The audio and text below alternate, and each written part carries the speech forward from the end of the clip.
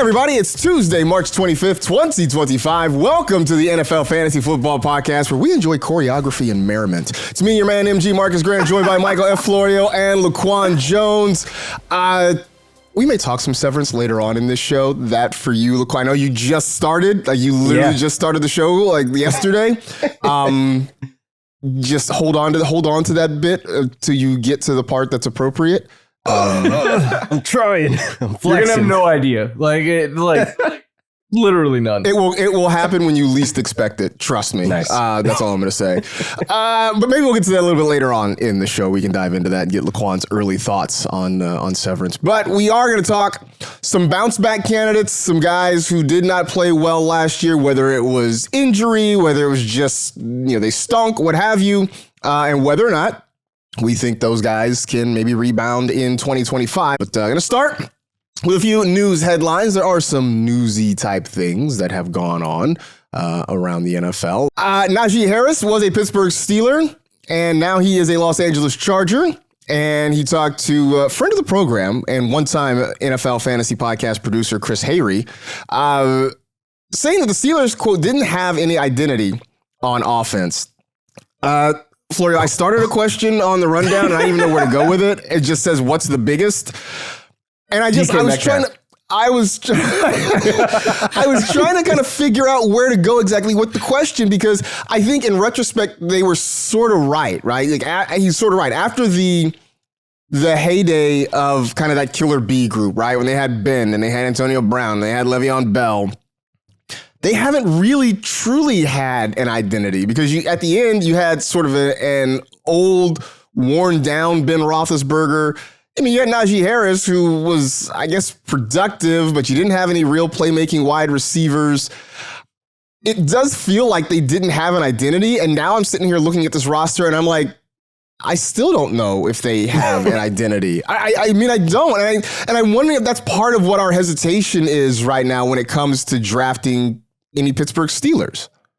I think they've had an identity, and it's the fact that they don't have a quarterback, right?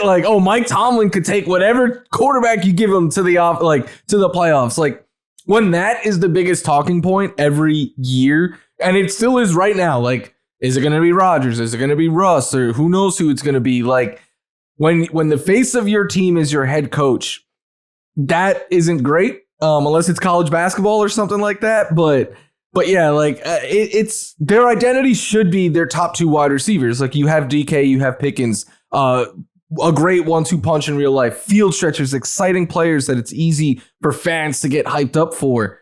But you need to get someone that could get them the ball. And I was listening to NFL radio yesterday in my car, and they were like, yeah, well, maybe Aaron Rodgers, nothing really went right in New York and it was dysfunctional. And I'm like, yeah, but everything was What's his the reason handpicked. Why? Let's focus on the reasons why things were dysfunctional and didn't go right in New York. And now you're going to bring a year older. We're all trying to find the guy who did this. It just doesn't make sense. And I made the joke a couple weeks ago. It feels to me like the Steelers offseason is just spinning a wheel and being like, okay, Tomlin, you're going to take this quarterback to the playoffs now. But it's just another stopgap. It's another kicking the can down the road. A year or two from now, you're going to be in the same exact spot that you are now.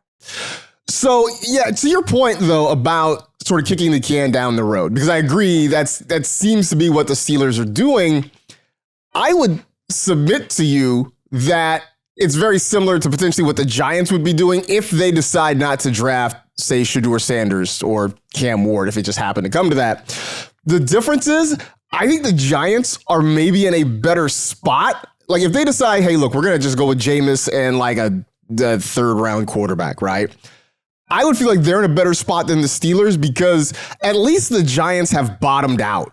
The Giants have bottomed out to the point that they can get a high draft pick, or they can maybe stockpile picks.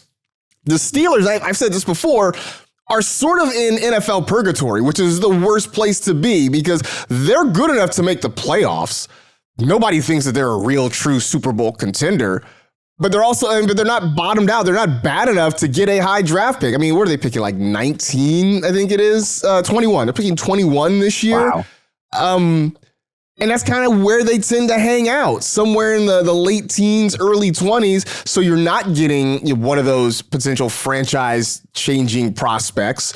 It just seems to be a bad situation. I know that, nobody wants to be bad. And I'm sure there's a bit of spot of pride for Mike Tomlin in the I've never had a losing season thing. But at this point, what is it accomplishing just being good enough to make the playoffs? Like, it doesn't do anything for you anymore. Absolutely not. I mean, like you said, they're not getting in those top prospects that they desperately need sometimes to honestly go out there to make their identity more known and more established. And like Najee taking shots, I mean, honestly, wow, I did not expect that, coming from him. But it was more so of like, he's telling the truth. There is no identity right now. And without them having a quarterback, you basically have a big body wide receiver in DK and a personality in Pickens, but you have nobody else to bring them to their absolute peak. So until that happens, I mean, we're going to have to make some moves. I mean, Roethlisberger was at 11th overall pick. It's been a while. 2004. Long time. Especially bad being in the AFC, because at least if you're in the NFC, you could convince yourself, like, all we got to do is get in, and then maybe we can...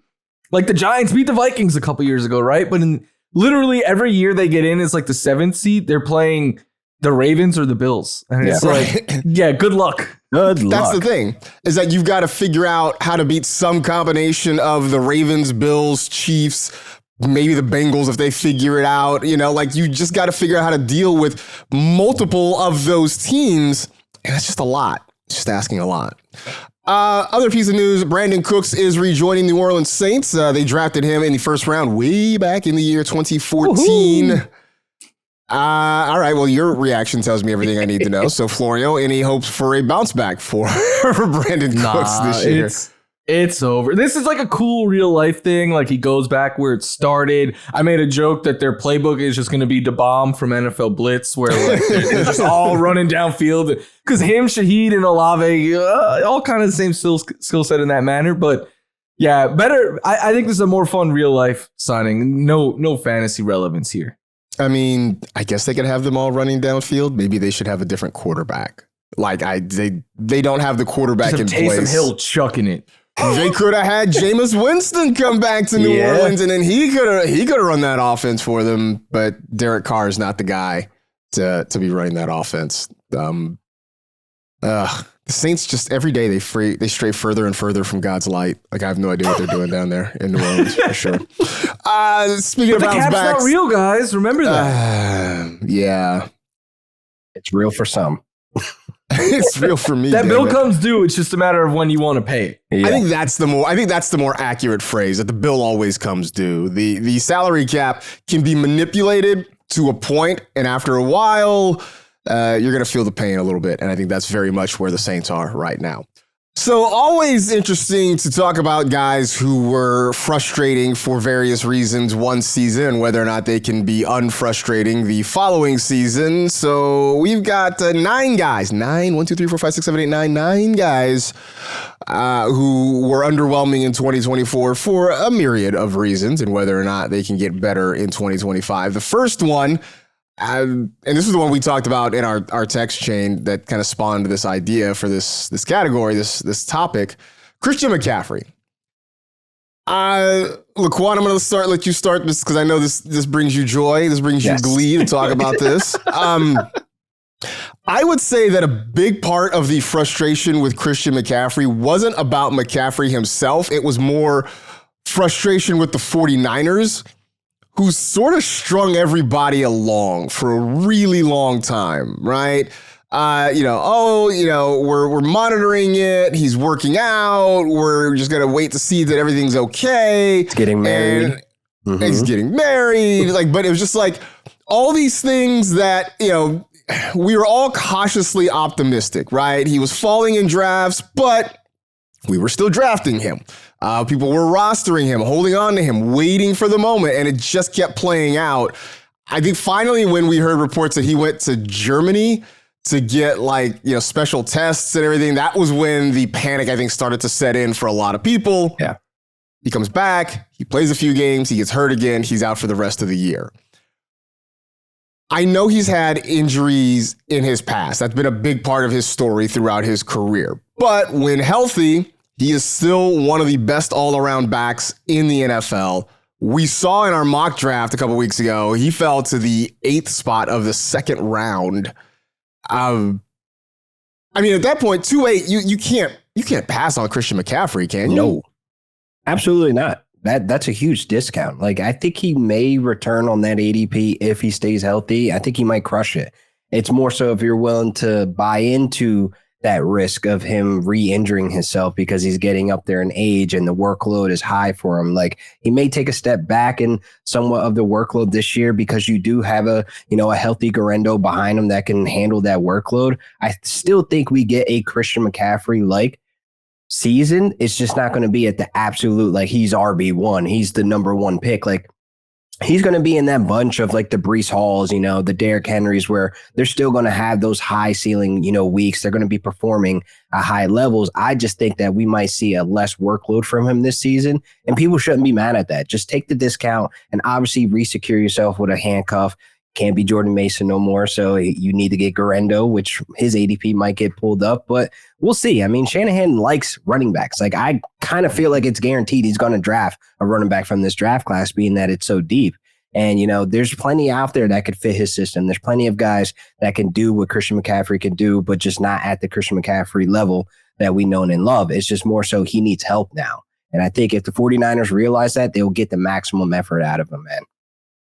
I'm with you on, I think they draft a running back. I think they have 11 picks in this draft. So, I mean, they have a chance to stock up at a few different positions to either find potentially frontline starters or help for some of their current frontline starters. I mean, look, Florio, 2-8 seems like a drastic fall for McCaffrey. Like, I just don't see that happening. I think especially once we get more people into the pool drafting teams.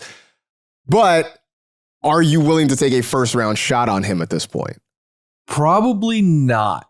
And I know people might be like, but you're the dude who for years was like, this guy's not injury prone, it's different injuries. And I know last year technically he had the Achilles tendon that held him out, and then it was a knee injury after that. But the Achilles injury is what scares me so much, because that is one that it's a career ender, especially for a running back this age. So I have a lot of concerns there.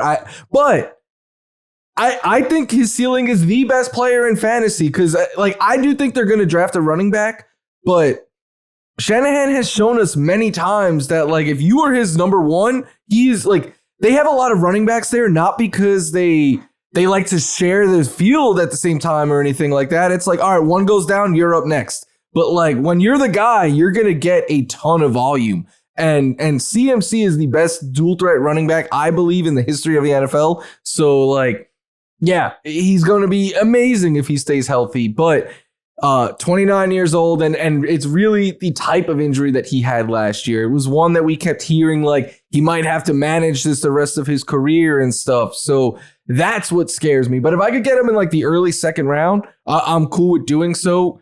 First round, it would depend. If I'm in the late 1st round and I'm I'll like the players that will fall back to me, sure, maybe I can be convinced to take him there. But I'm not doing it when Gibbs or Bijan. If I want a running back, I'm going those guys in the middle of the 1st or something like that over him. Achilles tendonitis, which is one we don't hear about a lot. Normally, just a guy just tears his Achilles tendon.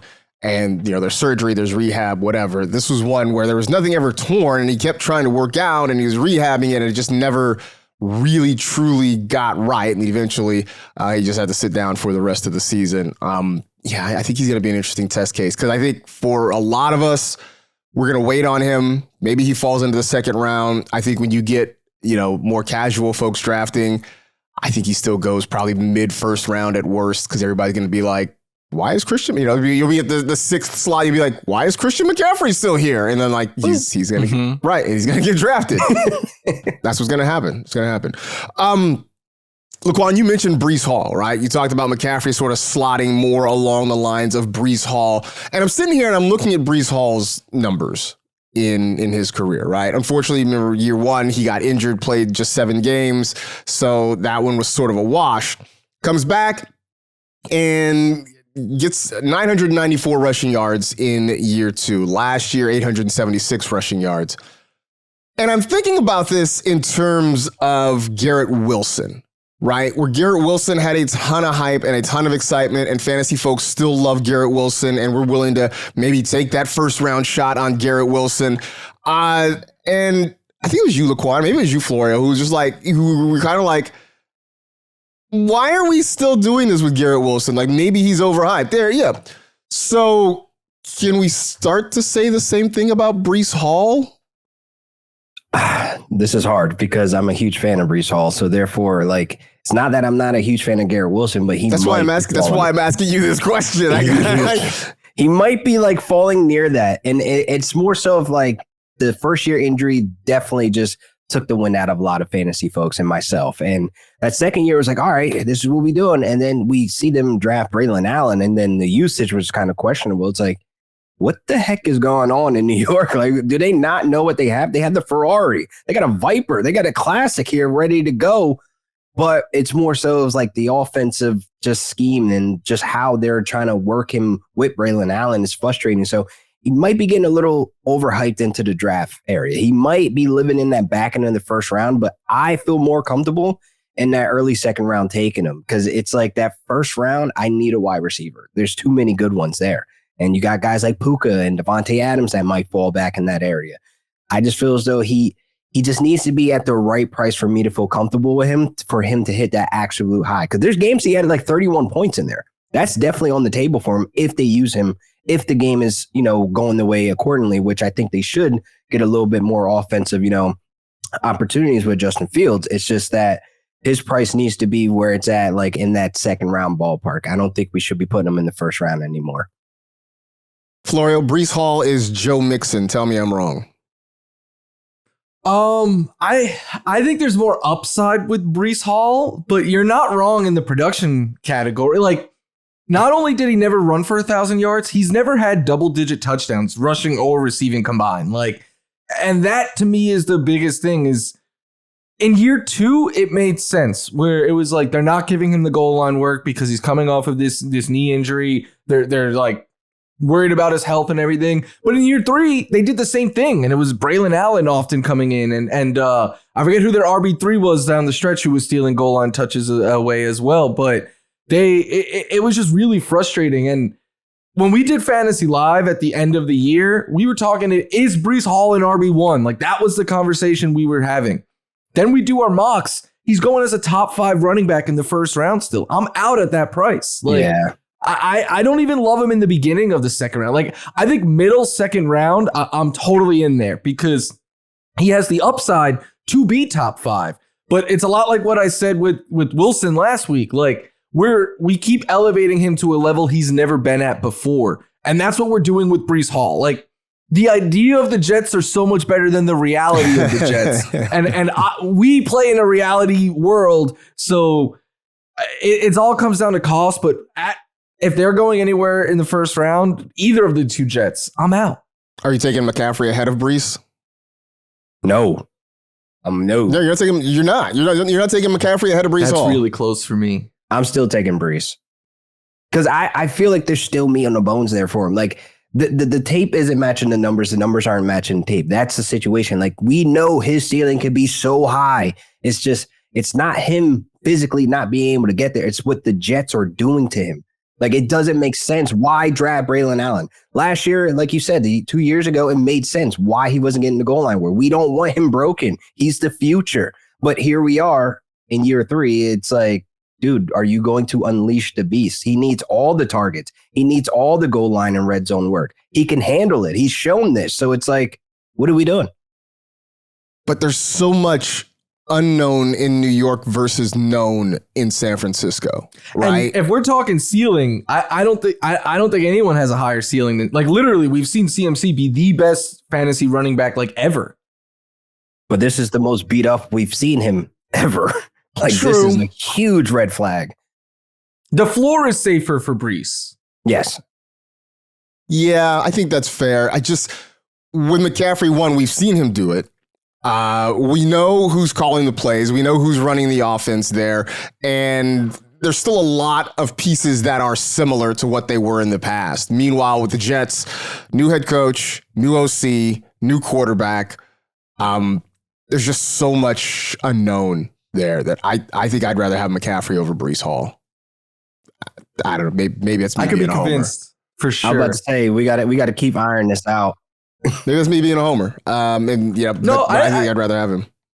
Because I feel like if you're taking a risk, shoot for the moon and Scared money don't make CMC's money. the moon.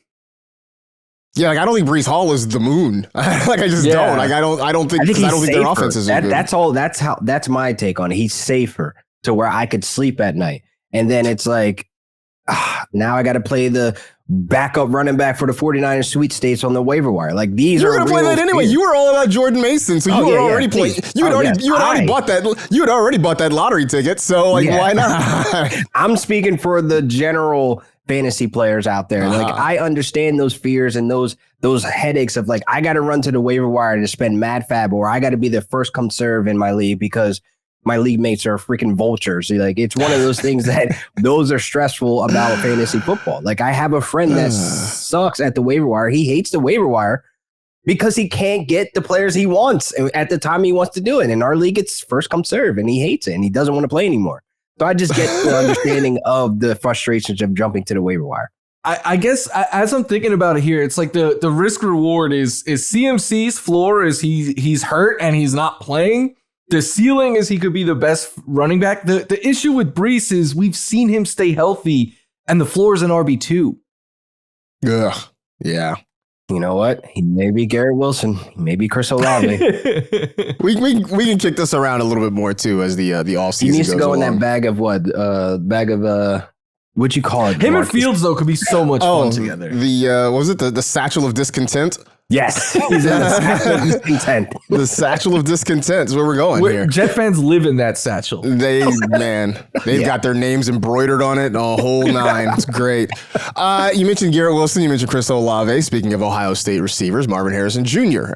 He was supposed to be the can't miss. Like, oh my goodness, we're taking him first round. Like, just how high are you going to take him? Like, there's no way things are going to go wrong until he gives you 62 catches for 885 yards.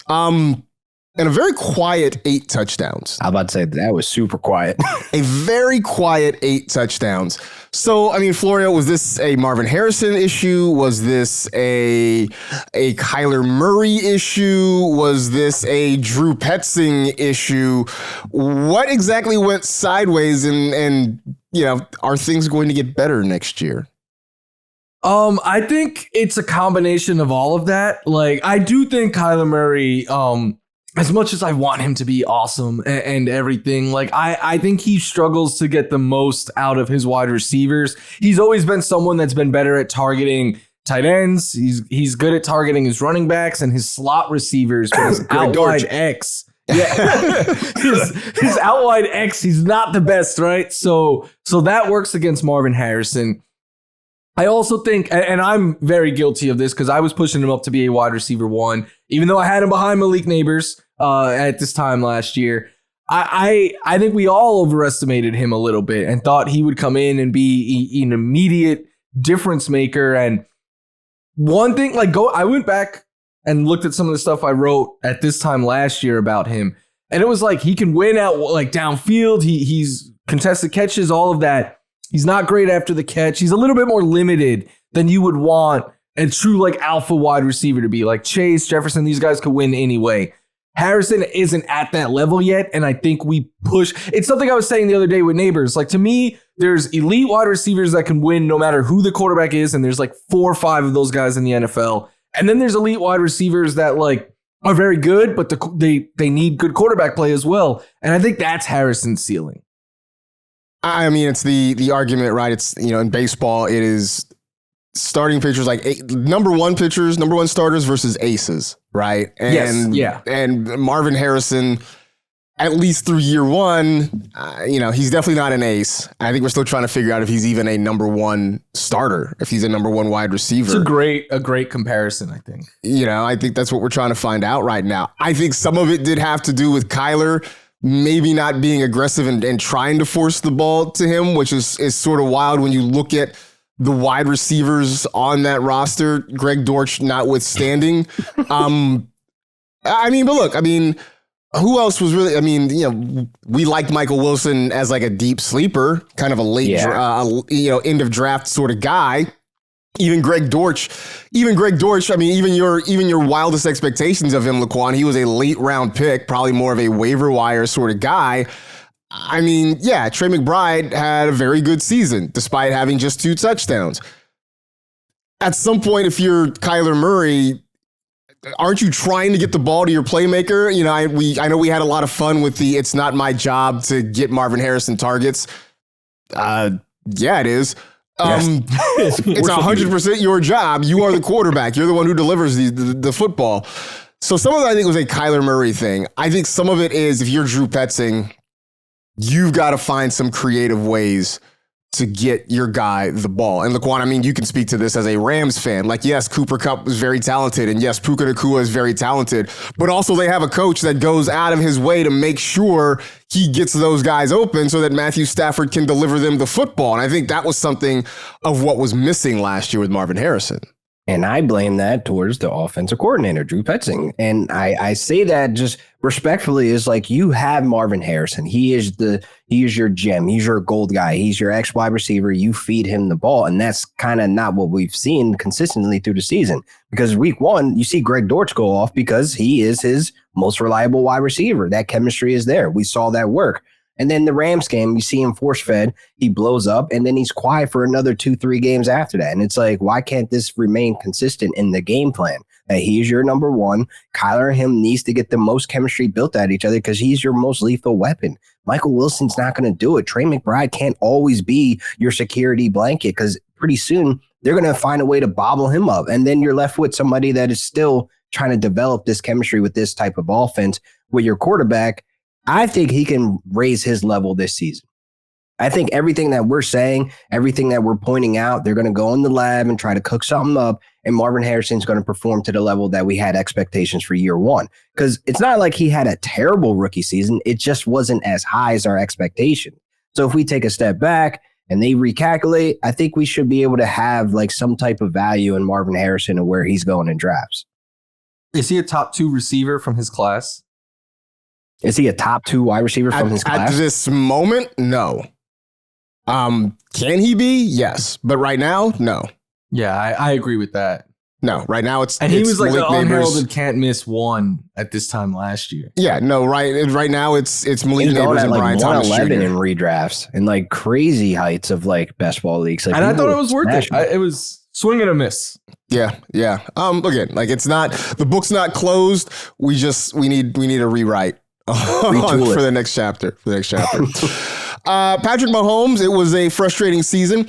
Funny thing about Patrick Mahomes from last year, maybe not about Mahomes, but about us, is that whenever people talked about Patrick Mahomes last season, and I know we did this on NFL Fantasy Live, I'm pretty sure we did this on this show, is that we always sort of threw in the asterisk of, Mahomes is playing pretty well in real football. This is just a fantasy take. Like that was always it, right? Whenever we had the "what's wrong with Patrick Mahomes," there was always the "no, I mean, we get it. He's playing really well, but in fantasy, I probably wouldn't start him this week." Florio is somebody who wrote about him a lot in Stardom Sit-'em, who actually had to write to sit Patrick Mahomes on occasion. Was last year a Patrick Mahomes problem, or was it just the inevitable part of the Chiefs not really getting their wide receiver position right? I think it's option 3. They just weren't healthy. Like, I was really excited for what they could have been with Rashee Rice, Marquise Brown, and Xavier Worthy. And Rashee Rice lasted a month. Marquise Brown was taken from us before the season started. And Xavier Worthy then was put into a much larger role.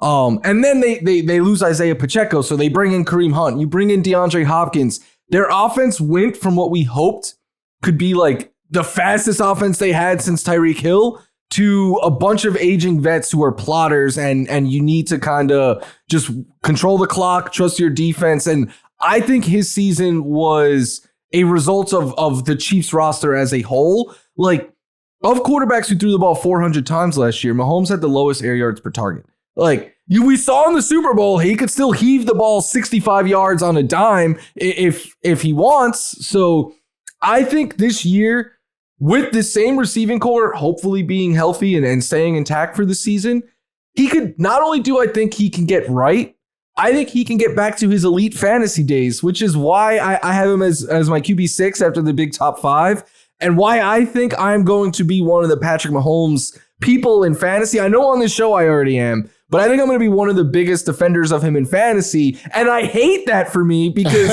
he has caused me more pain than anyone. I'm about to say. He's still amazing, like he just needs that deep ball back in his game, and he has the guys that if they're healthy, he can get that back. Laquan, does it bother you that they don't really have any size at wide receiver? I know the whole goal is just to have speed, right? And that was the whole plan. Couple of short kings here. I mean, we're not talking about like life. I'm not talking about life. I'm talking about football, right? Like, does it bother you that right now Rashee Rice he's 6'1". Like, he's their biggest receiver at 6'1". Yeah. I don't think they need speed. When you have somebody, the captain of the ship of Patrick Mahomes, he could throw you open. And when you have guys that could separate and create after the catch, this is where Rashee Rice was missing last season. He would have just upped that number up. And I think, Xavier Worthy having a year under his belt, we can get a lot more out of Patrick Mahomes. I'm just not putting him at QB6. I am a believer on this podcast, and we will go down in history for going back and forth with Mahomes and Bo Nix. But more so looking at it like, I think he could be a lot better than what he was last season with a healthy offense. I think that's just a given because he had to work with what he had. And it's more so of like, hey, he did a pretty decent job to work with what he had. He could have been completely worse. He could have been completely off the fantasy radars. But there were some weeks that you still were able to have some type of confidence of having him in your starting lineup. So the short kings, it don't matter. He going to get the ball and he going to ball out.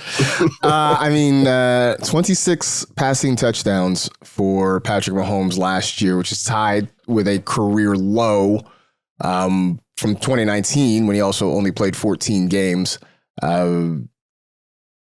We have yet to mention Travis Kelce either. I mean, I'm not expecting much from this season. I'm expecting more wide receiver work. I feel like this is a plus if you're going to be buying into Xavier Worthy and, Rashee Rice and et cetera. Yeah, he's not going to be the target dominator this year that he has been in the playoffs, past. Maybe. But even that's not a guarantee. It's like I don't think he dominates the target. So that does mean there's more opportunity for some of the wide receivers in the building. So that's going to be an interesting thing to watch about as well. Michael Pittman Jr., another disappointment. I don't know, Florio, with the quarterbacks that are competing against each other. It's a wrap. Yeah. It's over. Like, I don't think we need to spend a lot of time on this, right? Like, it's just what it is. 40% completion rate. His best receiver is probably Alec Pierce. And I think if Daniel Jones wins the job, he loves the slot. He made Wan'Dale Robinson fantasy relevant. That's probably Josh Downs. So, Michael Pittman Jr. just feels like a loser here. He's great. He's a real life winner. He's fantasy. This is not a judgment on his character. This is on the situation. Somebody's gonna clip that. He's a loser, right? Like he's gonna stuff me in a locker or something like that. I'm waiting for it to get to the other Mike Florio who makes a whole post about it on his website, and then it becomes a whole thing. That's gonna be great. Yeah. we're team MFF over here. It's fine. Don't worry about it. Loser, maybe someone else, but not Michael Pittman Jr. Not Pickle Jr. There it is. I put Dalton Kincaid on this list. I don't know. Interesting. Really? I think he is. I think what we saw, like last year, he may get better this year than what he was last year, but I'm starting to think that he's not going to be the guy that I wanted him to be coming out of college. But maybe you disagree. Look on, I don't know. I think he'll be serviceable. He'll live in that David Njoku tier. Like, he'll be down there. I don't feel like I could put him with the Kittles and Andrews and stuff like that. But it's just because of Joe Brady, to be honest. Like, everybody's going to eat. And I definitely think they're going to be getting some wide receivers that can help him out with that deep ball. Because obviously, Dalton Kincaid couldn't help with that and catch that one deep ball. But it's more so that was what was lacking. So if we fix Josh Allen, with his deep ball where he suffered at, because Matt Collins definitely was not the answer to that. He just needs more of a supporting cast, more distractions, and then I think Dalton Kincaid can get more up. At the end of last season, Florio, you were ready to strap him to a shopping cart and roll him down the biggest hill you could find. Have you calmed down a little bit about it? him. Yeah, I thought it was very telling that both the GM and head coach came out after the season and were like, he needs to put on more muscle. But even more than that, they've come out and they've said like his knee injury was more severe than they let on. And who knows, that could be coach talk, that could be trying to temper expectations and stuff, but it at least gives some reason to, because like he wasn't the same guy last year, even that he was in that stretch when he was a rookie, when he looked phenomenal. So like maybe he could get back to that, but I'm done paying that high fantasy price. Like I agree where LQ was placing him, but like in our mock the other day, he went ahead of Hawkinson and Kelsey and I forget who else. And I was like, yeah, at that price, I'll just keep waiting. Yikes. Yeah, if he's going ahead, I'm not taking him ahead of Hawkinson. Like I got my thing with Hawk, but yikes. Jeez. Yeah, and I'm not even totally sure I would take him ahead of Kelsey either. No. Like he's a great player, but it's more so the reality of the situation system, the distraction, the lack of distractions. Like most tight ends, they need that supporting cast to actually be Josh able to Palmer, hit the next baby. level. There you. Oh man, hopefully it stays consistent. But I do love that signing for you guys. Josh Palmer, man, he's a baller. But it's just, come on, brother, stay consistent. I mean, the Bills need one dude who can just run wind sprints. Apparently, that's Josh Palmer's his role in the offense now. So, CJ Stroud. I mean, is it just as simple as saying that if he gets an offensive line, he comes back? O-line. I mean, is that's the beginning, middle, and end? Just fix the offensive line But in it Houston? got worse. They had I one know. good O lineman, and they were like, "Here you go, Jaden Daniels." Their best O lineman that performed as for PFF outperformed them by miles, and then you get rid of him, and it's like, whoa, what are we doing? What's the next move? Like, is the other shoe gonna fall? Like, what's the joke? And I mean, I get it, right? Like, you know, Laramie Tunsil might not have been at his best. Like last year might not have been his best season, but he was still the best offensive lineman that you had. He was the best one that you had by far, and you've moved on from him. So I don't know. I mean, right now the wide receiver room is Nico Collins, an injured Tank Dell, and Christian Kirk.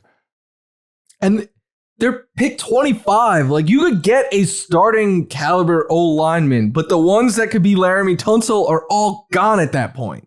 All gone. It's the mystery box. It could be anything. It could even be Laramie Tunsil. Who knows?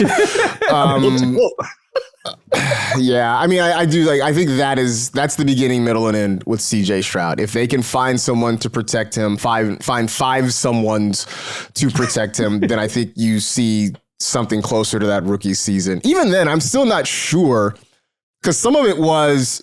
I mean, he had a huge average depth of target in that first year. Some of it was because they found themselves in really high scoring games and he sort of had to throw the ball a lot. And I don't know if that's going to be the case. They're better defensively. They have a running game now in Joe Mixon. Who's able to work behind terrible O-line, so that's fine. Yeah, I mean, but so there is a strain of the multiverse where CJ Stroud just never gets back to that rookie year. Again. No, I've kind of accepted it. There's just too many issues, and more so, it's like I think we need a price check on Nico Collins as well. Because talking to my friends, they're like, "Yeah, first round lock, yeah, like 110, 111, 112," and I think in our mock he kind of went in that early second round. It's like, what if CJ Stroud ends up taking a step back further because the O-line has taken a huge step back further as well. So it's like, I'm not sure how I feel about taking Nico Collins if CJ Stroud's not going to be able to get back. Yeah, no, I think that's fair. Last year I wasn't really in on the draft price for Nico Collins. I think I sort of got dragged into it because everybody else seemed so excited about it. And last year he paid it off. I'm not gonna knock him. I just don't know if it happens again this year. We'll see. Florio, I think I'm done with Travis Etienne. I don't know about you. I think you and me both. I think just because Tank Bigsby is real, and I don't know that he's going away. Like I don't think I can get in on Travis Etienne anymore.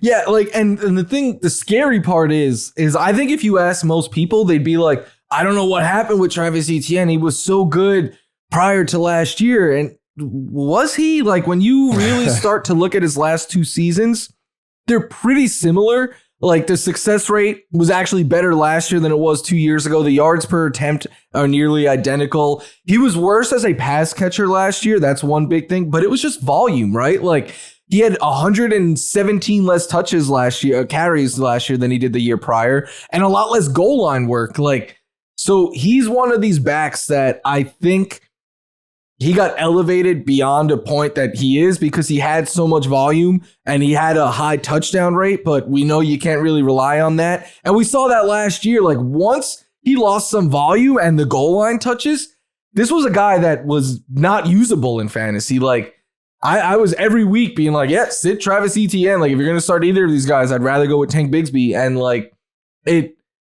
nothing's changed there, right? Like Bigsby's still going to be there. It's the same similar style offense. I know Liam Cohen's coming in and maybe that is what gives people hope, but like it'd have to be a pretty big discount. Like what round would you be comfortable taking Etienne? 6, 7. I think I'm comfortable with that 6, 7. But the thing is, it's going to be nasty when I hit that button. Like I'm not. Yeah, I'm never going to feel good. Yeah, not going to love it. No, it's more so of like, all right, well, if that's what's living in those rounds, I will probably hit the 4th, 5th round for my running backs. I might double tap so I don't have to deal with that tier, because I don't see much upside with Liam Cohen there. There's nothing that moved the needle. It's still Travis Etienne, and you still have Tank. Like Tank is real, like Marcus was saying. Like he was out there balling until some games he fumbled his way out of the starting job. But it's like it happens. But it's just like they're going to be a 1-2 punch, regardless of how you look at it. He went middle of the 4th round in our mock last week. Yeah. Absolutely disgusting. We need to redo the mock. Who did that? I can't. Who did that? I can't do that. I'm sorry. I can't Who do did that. I think HIPAA laws. I think HIPAA laws prevent us from saying the name of the person who drafted. Whoever was the pick after MG, that's who did it. I think it wasn't me. I can say that, but like I think it's a violation of HIPAA to tell who actually made that pick for sure. Oh my! All right, last name on this list, Kyle Pitts. Here we go. Like, Florio, this feels like the ultimate like. I think I'm out, and then like the draft price is somehow going to pull me. Actually, I'm not going to say that because I tend to want to go early on my tight end. Like I don't think I'm going to have Kyle Pitts because I think I'm already going to have my tight end by the time he comes up. But I guess if you're not willing or interested in going early, I guess there's a world where you can talk yourself back into it, huh? Yeah, I've already said, like, I think for my tight end approach, I'm going to either get one of the early guys or I'm going to just wait and double dip. And if that's where Kyle Pitts fits in, like, I could easily sell myself a story where, like, all right, getting him as the tight end 2 in, like, the 13th round, like, there's upside there. Penix can't be as bad as Kirk Cousins was last year, right? But, like, if we get to a point where people are pulling up Kyle Pitts as a tight end 1, I'm out. Laquan, does he get pulled up? So you were finally in. Last year, you were finally in on Kyle Pitts, and then, we dragged you in. What could have gone wrong? You guys did. You guys dragged me right into the train. I got real comfortable. Where are you on him now? I'm completely off the train, fellas. That train has left the station, and I'm still standing there like, hey, it was fun. It's been a ride. But Florio, is this your innie talking about Kyle Pitts? Like, what is your I love that you're in on this now. Thinking about Kyle Pitts, because this is insane. you know what the funny part is I just pulled up his one. Love the reference. My innie. Yes, my innie has been tortured. I almost made something that would have gave it away for you, but careful. My innie has been tortured by Kyle Pitts. But the funniest thing in the world to me is I pulled up his Pro Football Reference page, and his nickname on the site is Unicorn. Yeah, I saw that the other day. A player who has 10 total touchdowns in 4 career seasons has to give that nickname up, and that to me is the most frustrating part, right? Like Kyle Pitts is huge. How can you not get him the ball in the red zone? But for some reason, they never could. Yeah. He's a horse. He's not a unicorn. He's just a horse. We need Matt Ryan to come out of retirement. He's just a horse. That's all. Geez, to think that he played with Matt Ryan. That was a 1,000-yard season, unfortunately. That's how long ago that was. Sigh. Yeah, I don't know. Like I think this is the year. Like I said last year, like if it didn't happen, that I was out, and so I'm sticking to that. Like I'm gonna target some of the I don't know, the Trey McBrides, I'll take a George Kittle. I'll take a Mark Andrews. I'll even take a TJ Hawkinson. I just don't think I'm going to wait around long enough for Kyle Pitts taking to be Cole viable. Kmet this year. All right, you have fun with that. I could see, but as a tight end too, right? There is a tribe of Cole Kmet fans that are just standing. I'm gonna go over there and see what's going on real quick, and I'm gonna get an extra ticket for you guys, and we'll see what happens. I'll go catch a movie or something that day. You'll watch Spider-Man 3 by yourself. Seriously, I'll go do something else that day. You let me know how that goes. Enjoy the snacks though. I'm sure they're tasty. In the last couple minutes before we get out of here though, Florio, you and I have been talking about Severance, at least amongst ourselves, for a good year now. And finally, we have bullied Laquan into watching it. Yeah. So wait, now how far into the show are you? So I completed 3 episodes yesterday. Okay. And I'm so tempted to put on episode 4 right after I jump off this pod, but I have to wait for wifey to watch it. Yeah, you got to wait for the wife now. Locked in. You can't do it without the wife. You can't do it without the wife. But I have been on this roller coaster, man. And like how we were talking about before we jumped on, like I was a little confused at first, but then like I'm really like I pay attention to a lot of details. So like one of the details I told about you guys, and I'm pretty sure it's going to get called back once I keep watching. It's like when he walked in, he had that piece of paper in his pocket and he's like, what the, and he threw it away. So I'm thinking like now the first 3 episodes, it's like they're trying to figure out how to get messages to their outies, and their innies are like kind of like okay with it, except for the new girl. And like I've just been locked in with this roller coaster of just trying to figure out like what is going on, what are they doing down there? And R.I.P. Petey, man, he broke the code. Man, why they break him like that, man? But it's been interesting for these first couple episodes, and I'm definitely going to be watching season 2. I just love that now we can like drop memes and stuff in the chat and you will have at least a better idea of sort of what it is. Cause I don't know how many like Milchick memes I have thrown into the text chat. And like, I'm sure you've had very few ideas of all whatever. The awards, man. Mr. Milchick, when you get to season 2, just there's a whole lot going on with Milchick. He's amazing. Like, I forget the actor's name. Tremel Tillman. Yeah. Yeah. Give him like literally just carve his name in an Emmy right now. Same thing with Adam Scott. I mean, once you catch up, I mean, we might just have to do like for season 3 whenever it hits. This will just become a Severance podcast or something like that once it happens. Oh man! But we're glad to have you on board. Same. MG, you could relate to this. Like I'm happy that you love it, Laquan. There's so much that like I love that you're trying to piece it together. But as someone who knows where the train goes, like. It's very fun to watch you see what thinks matters and what doesn't, and it's fun.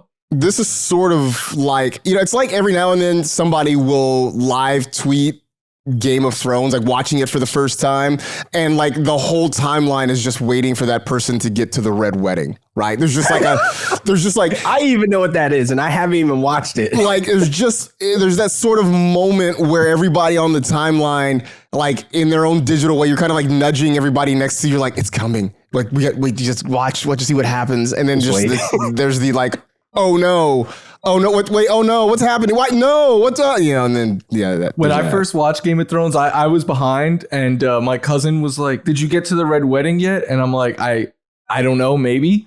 And he's like, oh, that's the one where, and Nicolette was like, no. She was like, you're going to ruin the best episode for him. Like, yeah, don't do that. Yeah, that was one of the more shocking endings to an episode of television I've ever seen, for sure. When Severance season, like I don't know of a show who sticks the season finales better. I know it's only been 2, but like they've stuck both of them perfectly. But look, I won't give anything away, but when season 2 ended, we watched it like once it aired too. Me and Nicolette just sat there and we're like, oh my God. Like, and then we both just started like reading on it and stuff. Like it is amazing. And unlike other shows, The Bear, stuff actually happens on Severance, which is awesome. Yeah, The Bear season 3 was a major disappointment to go through the whole thing. And then afterwards, like they would finish. You end up exactly where you started. Yeah, and there's like a to be continued, and I'm like, well, I just wasted several hours of my life. I love the thanks actor. for that. Lip. I call him Lip from Shameless. I mean, that's all I know. That was great. Yeah, man, Carmi. So I'm hoping season 4 redeems itself. That's all I know. Ben Stiller said season 3 is going to be out pretty quick. Which is good. I mean, I think part of the reason there was a gap between seasons 1 and 2 was, you had a writer's strike, you had multiple work stoppages across Hollywood, which, obviously caused some disturbances. This year, in theory, don't have to deal with that. So hopefully that means it comes. Plus, I think just the fan reaction and the momentum means that not trying to spoil anything for you, LQ. They hadn't renewed, like, it aired Thursday night, and at that point in time, the big story was like, season 3 has not been renewed. And I think for me, that added to it because I was like, wait, the whole time I'm like, is this it? And like, well, without saying anything, if that is it, I'm actually okay with the way it finished. I'm okay with it. They're at a point now where it could go in 20 different directions. Like everyone is trying to figure out online, and I love reading all the theories, but Ben Stiller could just snap his finger and be like, I want to take it this way, and it would make sense. Yeah, but if they decided to never do another episode, I think the way it ended was pitch perfect. So, shout out, Ben Stiller was tweeting about the Knicks from the Oscars. Like, he's the man. This is true. Nice. That is very true. So yeah, we look forward to you, Laquan, going to go through it. Maybe we'll just dedicate a portion of the show. The third segment should be Laquan watching Severance. That's what it should be. By the time Sabrina listens to this pod, she'll already have watched episode 4, but I'm going to pretend and act like I didn't watch it because I'm going to watch as soon as I get off of this. Whoa, no, you can't do that. You've just blown your own cover, by the way. No, you guys hype me up. It's over. You've also just blown your own cover. Sabrina, I had nothing to do with this. My hands are clean. Don't power through. I would say enjoy the ride. Like, it is amazing. It is legitimately one of my top 5 favorite shows of all time, I believe. So, like... Love you, babe, but I got to watch this. Sabrina, we told him not to. I'm just letting you know. So, all right. That's a good spot for us to take a break for this one. Stick around. We'll be back with you on Thursday. We'll talk a little bit of NFL draft. I'll kind of get some of these first round names and dive into that. And then also we'll have the update of our rookie QB fantasy bracket as well, too. The first round will be over, so we'll update you on the second. Why do you know? I've not even seen the results yet, so I have no idea. Disrespect. Nah, we'll get into it. Okay. Disrespect. So we will. That means Bo Nix lost. That's I'm gonna put that out there right now. Bo Nix probably lost to RG3. We'll dive into it on Thursday. In the meantime, that'll do it for this edition of the NFL Fantasy Football Podcast. Stay happy, safe, and healthy. Do good and live well. Wait for your wife before you watch Severance, and we'll talk to you on Thursday.